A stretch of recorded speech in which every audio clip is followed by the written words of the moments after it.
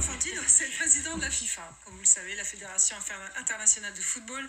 Et pour lui, il n'y a pas de doute, l'Iran doit participer à la Coupe du Monde de football en 2026 sur le sol américain. C'est ce qu'il a dit au congrès de son organisation à Vancouver.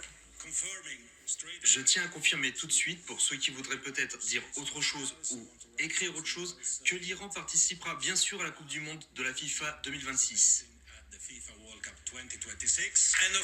Et bien sûr, l'Iran jouera aux États-Unis. Intervention très applaudie, vous l'avez entendu. Alors, la raison invoquée par Gianni Infantino, c'est que la FIFA est là pour unir les peuples, que c'est son rôle. Alors, on aurait pu penser que le président américain serait furieux de cette sortie, parce que ça revient quand même à normaliser le régime iranien. Bien pas du tout, voilà ce qu'en dit Donald Trump. Je lui ai dit, fais ce que tu veux, tu peux les prendre. Tu n'es pas obligé de les prendre.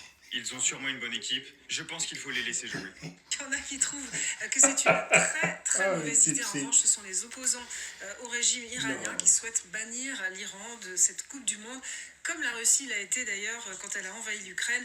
Nous attendons de la FIFA qu'elle fasse de même. Voilà ce qu'ont dit ces manifestants à Vancouver qui brandissaient des portraits du fils du Shah Reza Pahlavi, un des opposants, vous le savez, au régime des Mollahs.